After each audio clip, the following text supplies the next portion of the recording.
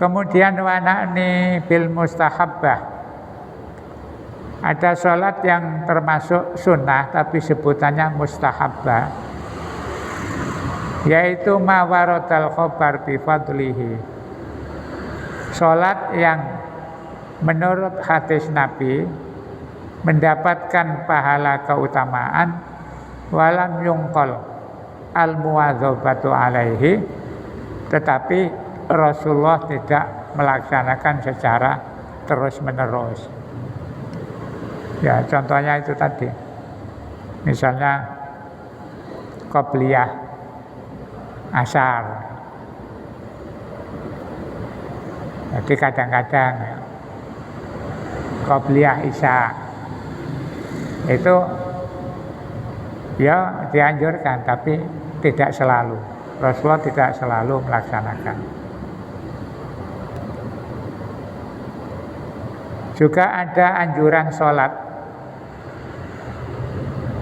disebut sholawatil ayyam wal layali fil usbu. Rasulullah itu menganjurkan ada sholat yang pahalanya besar yang dilakukan mingguan. Itu sesekali Rasulullah melaksanakan, tetapi tidak terus-menerus. Misalnya ada hadis mengatakan, barang siapa yang sholat 2 rakaat pada saat malam Sabtu, ya berarti hari Jumat, malam Sabtu. Di hadis lain ada mengatakan Sabtu malam, berarti malam Minggu. Jadi ada istilah beda. Ya. Lailatus Sabti, ya, nah, itu namanya malam Sabtu.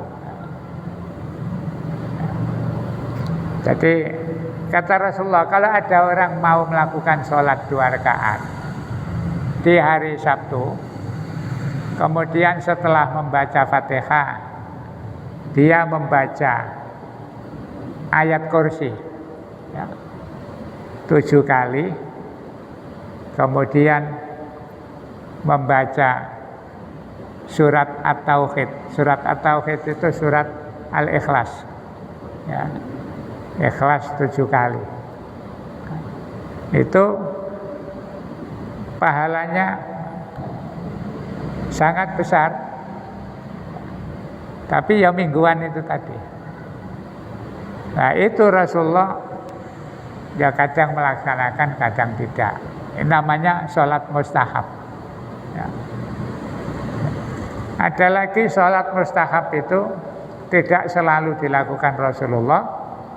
Misalnya as-sholat indal khuruj minal manzil. Orang yang mau bepergian, kemudian sebelum keluar rumah sholat 2 rakaat, itu juga dianjurkan Rasulullah. Tetapi Rasulullah tidak setiap pergi melakukan sholat sunnah.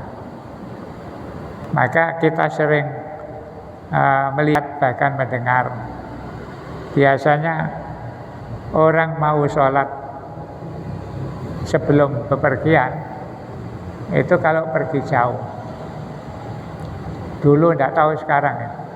Orang mau pergi haji atau umroh ya, itu biasanya kan ditunggu tamu-tamu pemberangkatan.